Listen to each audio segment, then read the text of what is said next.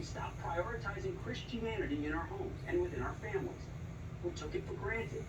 I know I did for far too long, assuming that the faith of our forefathers would just self-perpetuate. So Christian schools shrunk. Church attendance plummeted. Prayer outright banned in public life. Christians allowed this to happen in exchange for convenient and godless public schools, vapid and decadent entertainment, and endless rabbit holes of social media.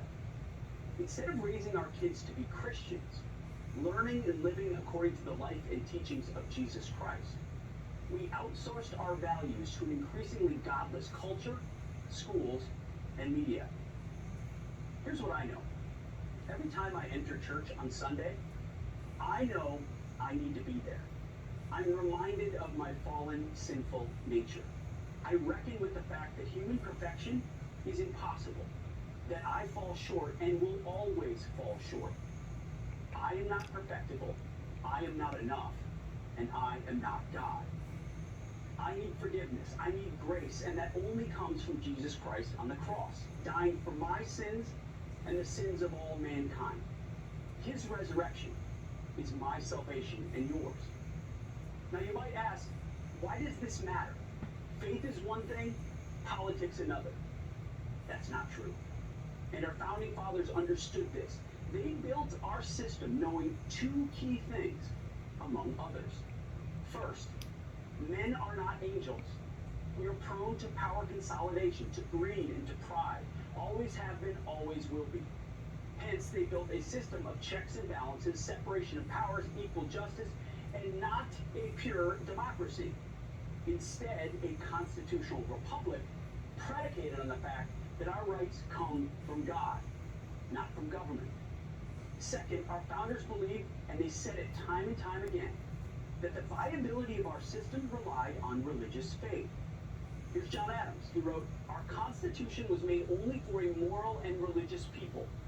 It is wholly inadequate to the government of another."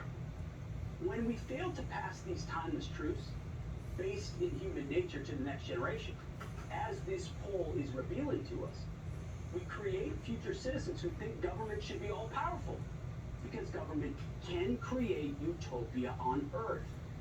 Kids think man is perfectible if only government did more, redistributed more, controlled more, equalized more.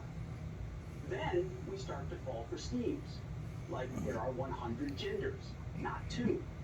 Let's do racism in the name of anti-racism. Imperfect founding fathers must be canceled, not studied. 1776 is outdated and racist. 1619 is our real founding. The Bible, old, outdated, and regressive, not the inspired word of God. And the less we teach our kids, the less we lead them, the more our kids are unequipped to defend their Christian faith, defend Western civilization, defend real human progress, and ultimately defend America. Instead, with their heads in their phones, our kids default to the comforts of modern life, never considering the wisdom, the risk, the conviction it took to forge this American experiment in human history, in human freedom unlike any other. Can't talk about God in school, can't talk about God at work, can't talk about God in Hollywood, and except for this network and a precious few other places, certainly can't talk about God in the media. It's on you, it's on me. It's on parents and grandparents in large ways and small to fight for a godly, if imperfect, nation. Church pews, dinner tables, nightly prayers, guarded hearts, faith-filled schools. Pray for revival. We need it more than ever.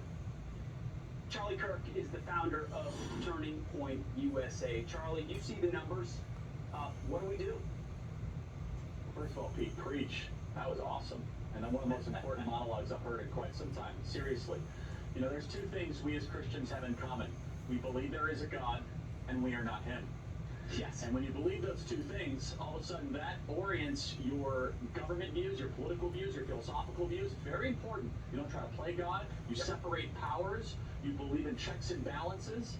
So what do? Boy, we have to pull the fire alarm now.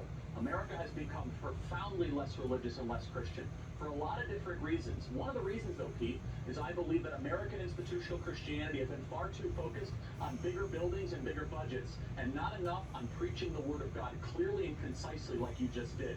Institutional incorporated American Christianity, I think, has decided to try to be part of the world instead of speaking truth into the world. And so right now, we need to pull a fire alarm and say, for our civilization, for our children, and for the kingdom, if we do not reverse this trend, we're going to see something that will be so unrecognizable, so horrific. And for all the doubters out there, they say, oh, I'm so tired of hearing about religion. You live in a civilization that was founded by courageous and religious people. You live in a civilization where the Bible is the basis of all of it. Maybe instead of scoffing at it, you open up a history book and understand that the Bible and Judeo-Christian values built the greatest civilization ever to exist. It's undeniable. And when you try to strip away religion, inevitably, Charlie, they replace it with another one. That's exactly right. And with a secular humanist religion. Look, this is a very important thing. As America has become more secular over the last 40 years, America has become less free, less happy, more anxious, more depressed, more medicated. When you remove God and the idea of God, something not so good will take its place. We need a revival in our country. Well done.